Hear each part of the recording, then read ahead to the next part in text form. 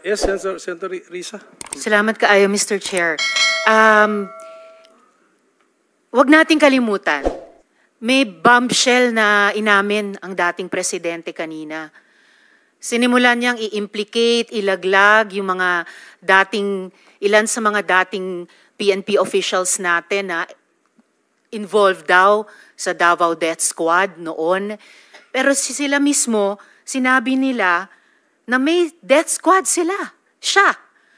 Bagamat hindi daw pulis, may death squad siya. Yun yung iniimbestigahan nga natin dito, Mr. Chair. Yung war on drugs, yung extrajudicial killings na nangyari nung war on drugs, sinimulang modelo sa Davao noon, tapos iniimbestiga natin kung yun ang ginamit na template o modelo para i-scale up nationwide. So, bombshell yung sinabi po ng dating presidente na meron na silang death squad, anuman ang pangalan yan, police o non-police ba yan, kasi it looks like what we are investigating now, yung ginamit na instrumento para sa war on drugs na nagbunga ng napakaraming extrajudicial killings. You are for the record, Mr. correct, Chair. ma'am. Tama Thank you, ka talaga. Mr. Chair.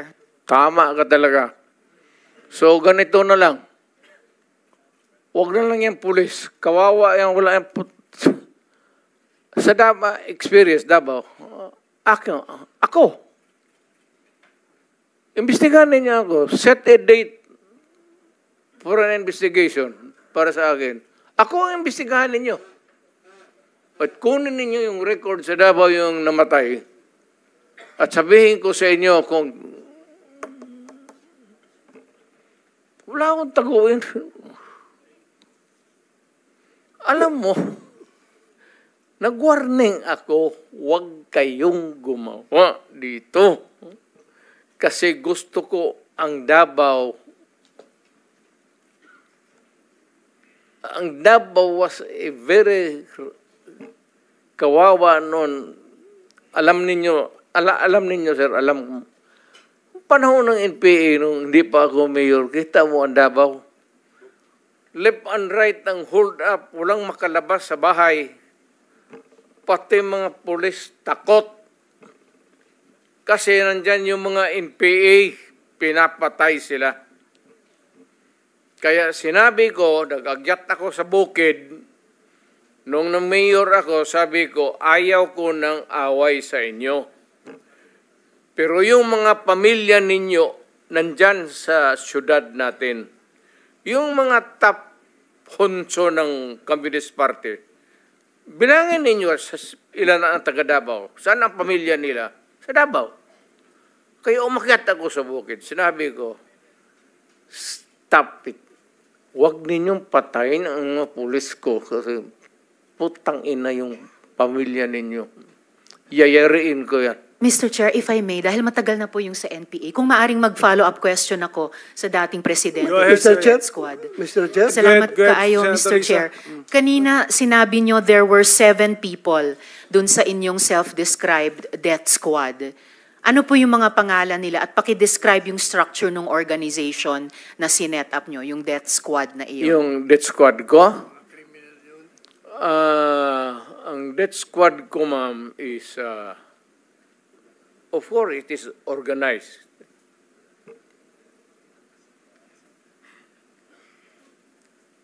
Hanggang dyan lang. Ano po yung structure ng organization na iyon? Against criminals.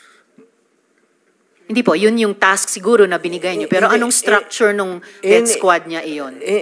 Structure against crime and criminals. Ibig sabihin, ano po yung setup? At sino yung 7 yon na miyembro ng death squad Fight nyo? crime. No sir, yung pangalan nung sabi nyo, 7 tao na nasa death squad nyo. Mukhang patay naman sila lahat, ma'am. It's okay sir, ano pong mga pangalan nila? You know, when I was mayor, it's about 43. I am now 73. For the life of me, I cannot remember the name. And ano po yung structure nung 7 yon? Merong bang team leader, may 2 tenyente, then may 4 pa na tao? Ano po yung structure ng organization na iyon? I said I am 73 years old. Hindi ko nga alam kung bakit nandito ako kaharap mo.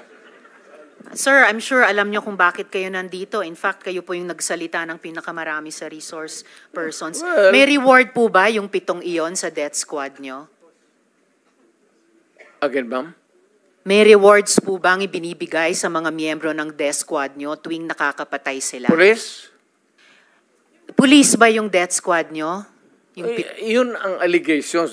Hindi po, yung sinabi nyo kanina. Huwag tayong lumabas dyan. Hindi po ako lumalabas. May ibang lumalabas. O, Yung dito sinabi tayo po ninyong ang death squad, pinag-usapan dito, may rewards po ba yun? is centered sa police na sinasabi na binabayaran. No, sir. Pina-follow up ko yung sinabi ninyo. Ay, yung civilian? Unprompted. So, kung civilian yon, yung sinabi nyo na death squad nyo na 7 tao, may rewards po ba yung 7 taong iyon kapag nakakapatay sila? Ay, hindi, ma'am. Mayayaman yung mga...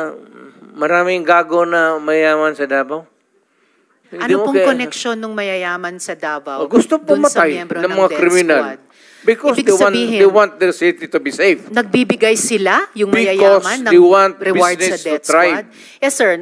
Bago po yan, Mo. sinasabi nyo ba na yung mayayaman sa Davao nagbayad sa death squad para pumatay? No, hindi, ma'am. Sila Si Colonel mismo. Makasait po ba kasama sa death squad na iyon? Sino? Colonel Makasait, kasama po ba sa death squad na iyon? Colonel Makasait? Ma'am, alam mo, sa totoo lang, mahabang istorya to. It's okay, sir. Maikli lang sana Pero kung ang sagot. problema, ma'am, patay na yung tao. Si Colonel Makasait ay patay na. Ayaw kung marami. Police officer in the police department. Pero patay na yung tao. Okay, sir. May Huwag mo rewards akong po ba sila? tanungin kung anong history yung tao na yan, patay na. Okay. May rewards po ba sila, yung mga miyembro ng death squad nyo? Sino? Ako? Magbigay? Yung 7 miyembro, kung sino man ang nagbigay, may rewards ba sila kapag pumapatay sila? Walang reward, ma'am, kung Walang police rewards. yan. Lalo Hindi na ho. police. Bakit Wag- ako magbigay ng reward sa mga... Paiba-iba, hindi po. Trabaho Paiba-iba po nila yung yan. sinasagot nyo eh. Hindi ko tinatanong yung mga pulis. Oo. Tinatanong ko po yung mga miyembro ng death squad nyo. Ah. Binabayaran ba sila kapag nakakapatay sila? Wala. Wala. Okay. May- So, may- libre lang yung May I remind the pagpatay. Senator, this is just an intervention. Yeah, I'm sorry. We have to I follow, apologize, we have Mr. to Chair. follow the Yes, order. I Yes, please, submit, please. Mr. Okay. Chair. That